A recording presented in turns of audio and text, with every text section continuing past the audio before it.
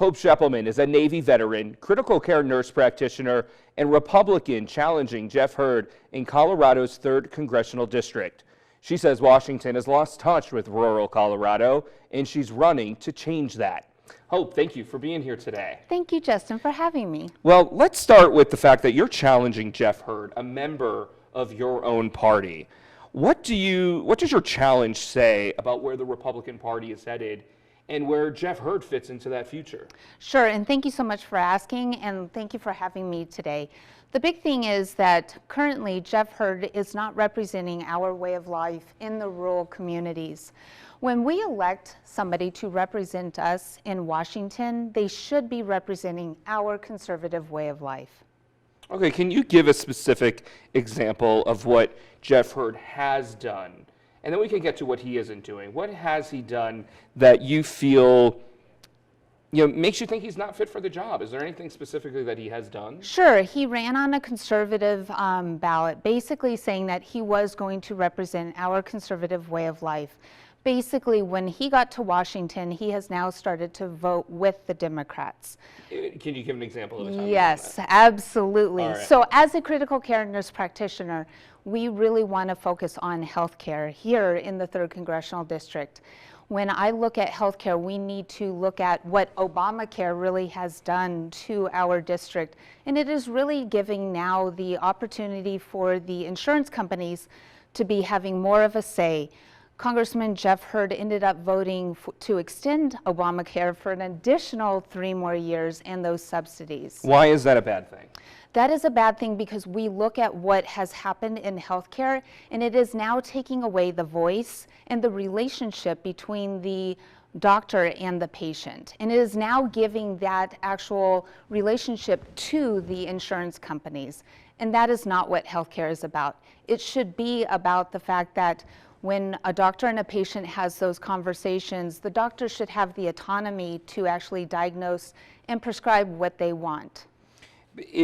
What he is doing, do you think it's making it more affordable or less affordable for people? It is less affordable because we're looking at what the premiums are costing rural communities. My husband and I are really truly looking at those insurances right now, and when we did the actual analysis and looked on the website, it is going to be about $3,000 for my husband and I to actually have insurance. The premiums, the deductibles, we should not be able to have that type of control with insurance companies. Insurance companies should be able to look at the statewide and across state lines, looking at more affordability, more insurances for across the United States to have more income coming into Colorado. Let's talk about rural healthcare costs, because Wall Street Journal now reporting that health insurance is now more expensive than the mortgage for middle income earners who rely on Obamacare. Right. Families are having a much harder time seeing a doctor and paying the bills when they get sick. It's not the popular opinion that Republicans are helping healthcare costs go down. Right. What do you think people are not understanding? Why do you think that narrative is out there if you disagree with it? Right, so we look at what healthcare is all about, right? We need to be able to have catastrophic insurance if somebody like your age or my age doesn't want the full comprehensive insurance, that they should be able to pay anywhere between $25 to $30 a month. That's what it was back in 2004 when I was looking at catastrophic insurance. Right now, with the price of homes, the medium range of homes is around $570,000. That mortgage rate on top of what is about to $300,000 for that mortgage, as well as the insurance itself. For Obamacare, the $30,000 is so expensive. Do you acknowledge that millions of Americans only have health care because of Obamacare? I wouldn't say that they only have insurance because of Obamacare. I think right now... Why would you say that? Because what we're looking at is people are really trying to get some type of affordable insurance. Right now, the states are... So without Obamacare, the 20 million Americans who were able to get health care what's their other option? Right now, what we could use is Rand Paul's, or President Obama's ability to give that insurance to the American people. We should not be feeding the insurance companies multiple millions of dollars. We need to allow the people to pick what they want for health care. Why do you think Republicans in office have not been able to bring healthcare costs down?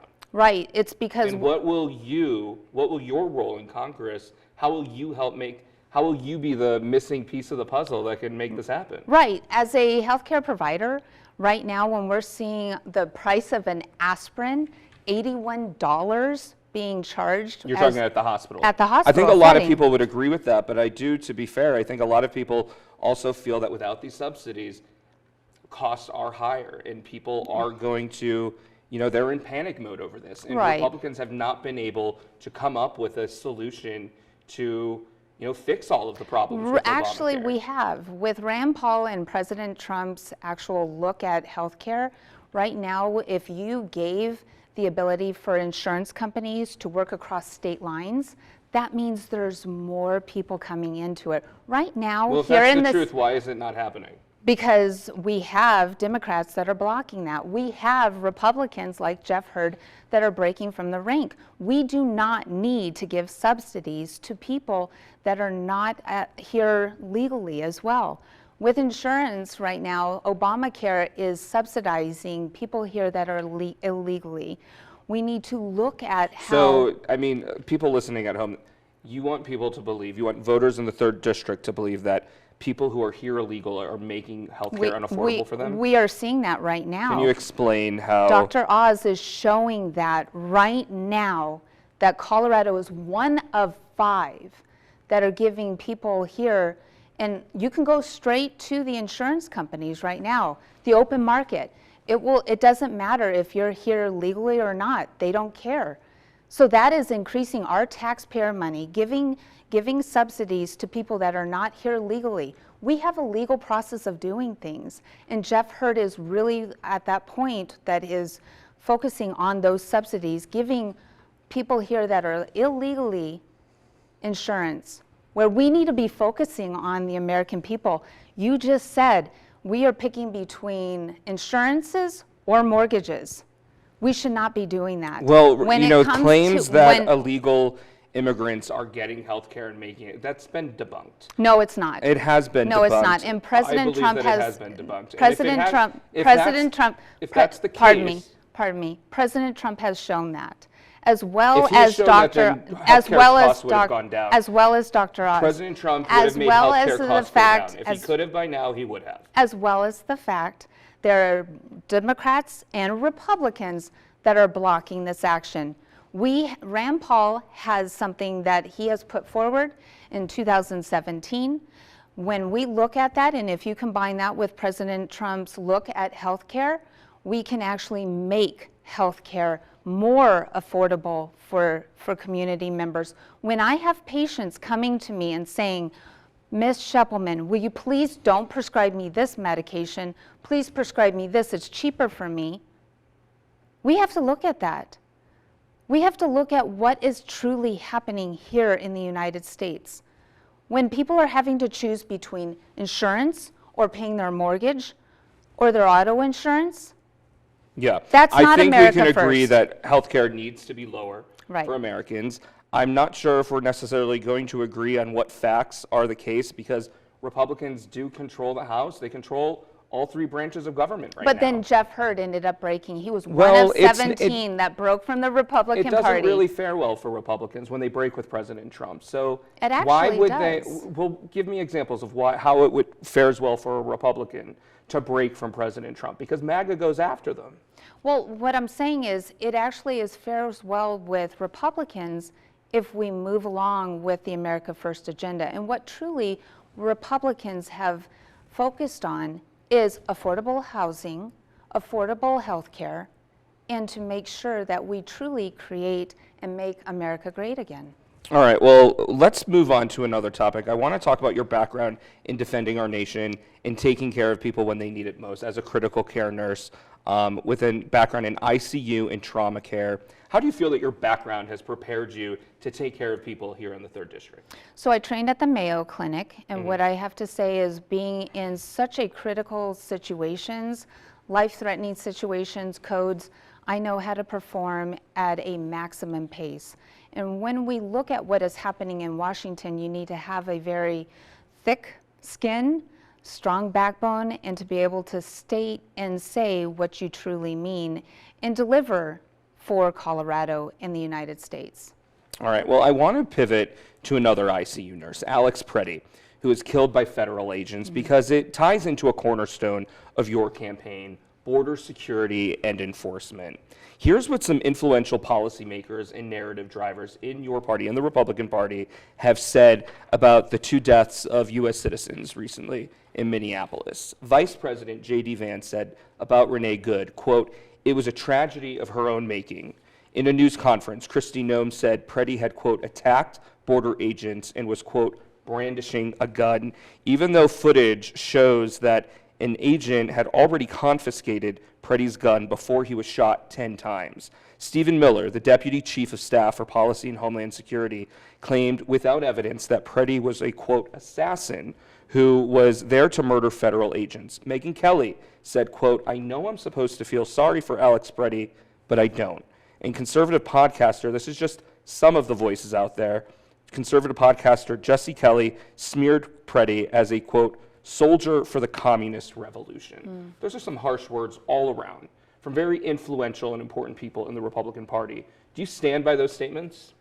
Those are not my statements, but I think it's actually Do you a tragedy. stand with those people in your party? Do you agree with them? Do you agree with Kristi Noem when she says that Alex Preddy attacked a border agent and was brandishing a weapon? So what I actually stand behind is I think it's actually a true tragedy, any loss of life. I also think that right now what we're seeing in Minnesota is out of control. Absolutely. So why not take ICE out of there if it's out of? Where do you stand on this? What do you think what is the fix? I think that the Biden administration did us a disservice. Right now, what we're looking at with the open borders for the 4 years under the Biden administration, hundreds of millions of people coming here illegally is wrong. A lot of people would agree with you that the border was a mess under Biden, which is in part why President Trump was in office. But now we're at a place where Biden's not in office. Right. Biden is getting treatment for cancer. He's an old, frail man. That's just a fact. We see it. Biden is not president right now. So you're looking at what is a fact right now, which is these ICE takeovers of cities that people who even voted for a crackdown on immigration, they're not okay with the way that this is happening. So when you see Kristi Noem, the Secretary of Homeland Security, going against video surveillance that has been analyzed by multiple news organizations, saying something that people aren't seeing on video, are you okay with the way that your party is handling the border right now? Look, I think we need to secure our border. We do, but are you okay with the way that it's happening? Yes, I am. You're okay. Yes, I am okay. You're okay with what's happening in Minneapolis? Right now, I am okay with ICE being there. Right now, when there are protesters that are infringing on the federal government to actually do their job, then we need to take a step back. How did Alex Preddy prevent a federal ICE I don't agent? know the entire story on that one. But you're saying that protesters are stopping them from doing their job. This is something that's very when they are important. actually jumping in and preventing a ICE agent from doing their job. Alex Preddy didn't do that. He was shot 10 times. He had a phone in his hand. I am not saying that. What I am saying is I think any loss of life is a tragedy. What I am also saying is the left is really beating that drum and getting protesters aligned with very interesting things where there are things online where they're having training to show how to push towards that line but not cross it. But yet when you are infringing on the federal government for doing their job, getting rid and arresting people here that are illegally criminals, rapists, murderers, pedophiles, we need to look at that. And I know that President Trump is working with the government and the governor there to bring down the heat right now, because that heat, when you go head to head with both Republican and Democrat parties, all there is going to be ugliness. And we cannot have that. We need to have law and order. And when President Biden allowed illegal aliens to continue to come across the border illegally, what do you think was going to happen? When you say that he allowed them, was he at the border welcoming them in? Oh, he was saying, come on over. Yeah. So I really want to hit on this for a moment, because protesting the way that ICE operations are happening, that's someone's constitutional right. You can protest all you want. But you don't have the right to tell someone how to protest. But if you actually are infringing with violence, throwing stones, throwing rocks, coming after... But we're seeing people who aren't...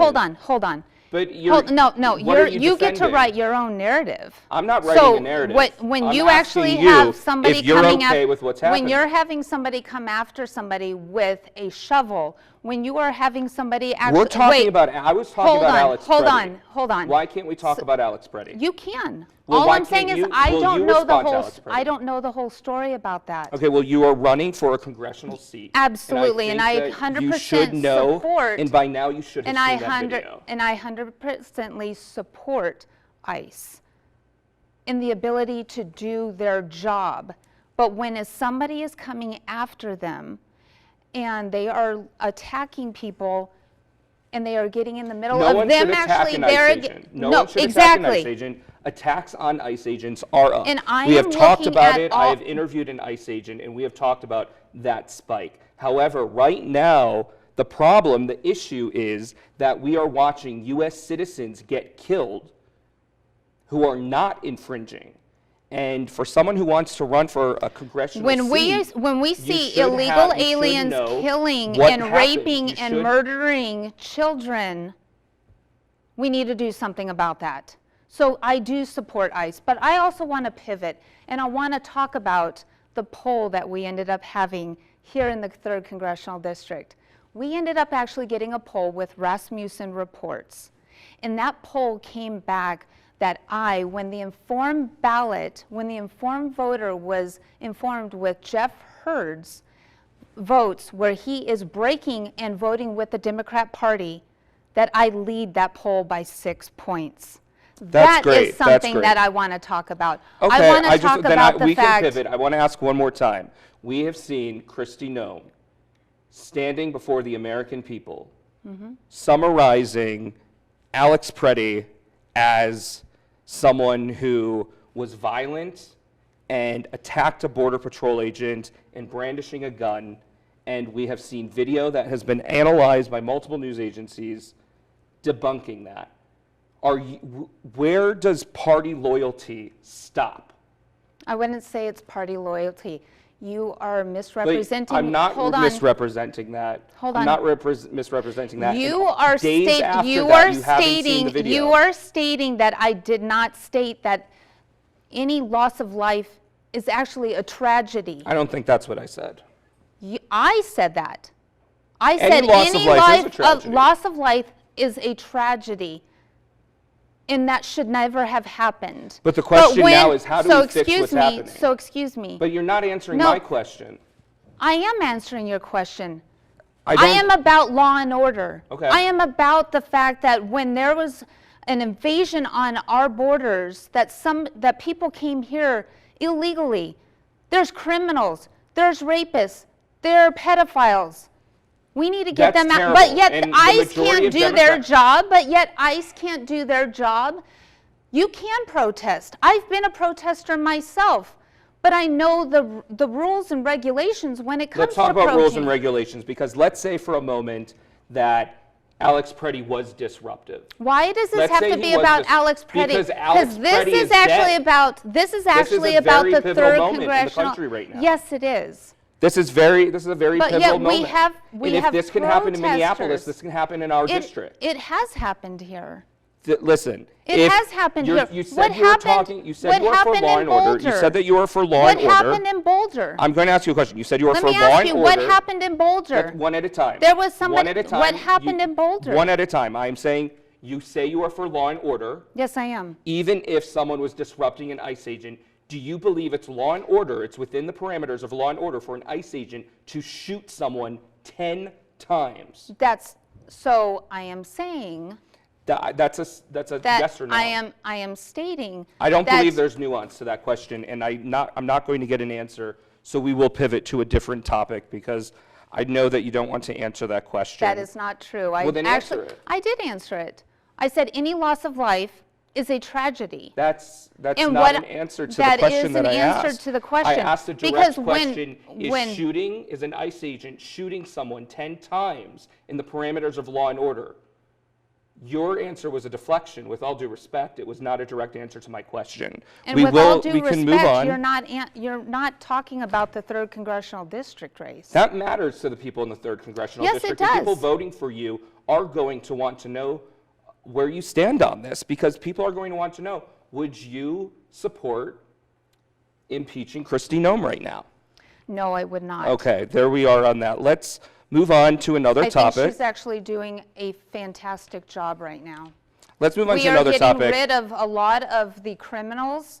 We are getting rid of a lot of the rapists. We are getting rid of a lot of the murderers that came here illegally. Sure, have been tragedies, and my heart goes out to those families and their loved ones. And you are misconstruing that. And that makes me very frustrated about the fact that as an anchor, you ended up actually having me come here to talk about something. Yes, it is nationally known. We're talking about this. But as I had stated, President Trump is asking to bring down the temperature on both sides. And what you have just done just now is continue to beat that drum. And that's not what I'm here. That's not what I did. I believe that I asked a question that you were not expecting. I'm happy to answer any question. Do you want to But talk? again, let's there's an investigation going, and until that investigation has been completed and thorough, again, I stand behind what I said. Any loss of life that you do. is a tragedy. Well, we can agree on that. Any loss of life is a tragedy. Let's talk about the voters in Colorado's 3rd district. Okay.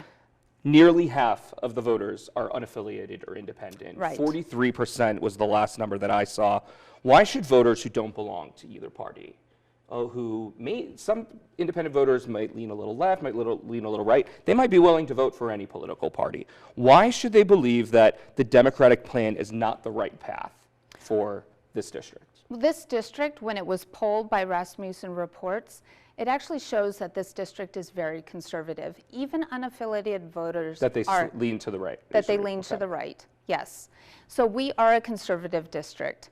Now, when you look at that polling, again, it doesn't matter if President Trump has endorsed somebody, if President Trump has not endorsed somebody. This shows that this district truly is red and it is conservative. And it has also shown that with it being a +5R, that we are truly one of the most conservative districts here in Colorado. And so unaffiliates, sure, they may end up actually wanting to not be affiliated with a party, and I appreciate that, because we are about limited government. We are also about the fact that people should be able to have their own voice. Mm-hmm. But when there's so much infighting in the parties, both parties, we're looking at it people both are turned sides. off by that. Exactly.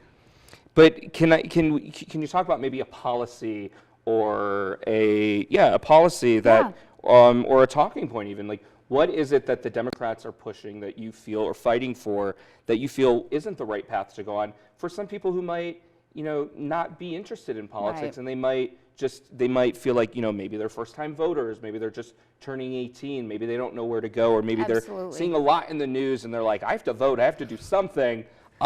Why, and if they are on the fence, so even if it's not the majority, for anyone out there, it's a chance to capture a vote and for them to understand why you would be the best candidate for them. Why is the Democratic agenda not the right path for this Right, district? and I really appreciate that conversation and that question, because I have talked to a lot of unaffiliated voters and younger generation. We have priced them out of everything. The price of a home right now has skyrocketed.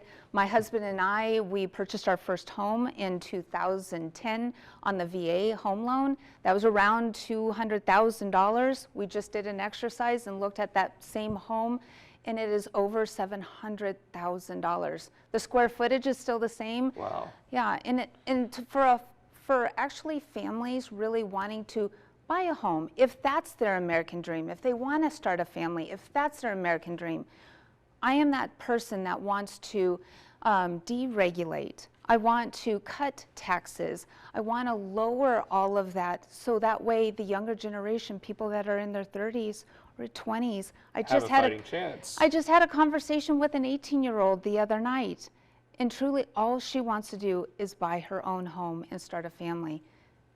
And that's what I'm fighting for. And it's hard, and a lot of people feel that they aren't able to do that. I want to get to something where you're talking about talking to voters. It sounds like you are actually out in the community, yes, hearing what people are saying. What are you hearing from the community that maybe surprised you, that you weren't thinking about? Well, when I first got in to this race, the Gunnison Outdoors Resource Protection Act was one of the biggest things that I was hearing that our sitting congressman signed on to. It is a bill that is in his committee right now, and it will lock up 730,000 acres of our public land. And when people think about that, that was astonishing to me. When the federal government is actually putting their hands onto things and saying that they're going to lock up our land, you know, that goes against everything in our fiber. We want to be able to go hiking and camping and biking and recreation, and the hunters want to go hunt. You know, I want to be able to enjoy some time out in the public lands with my neighbors.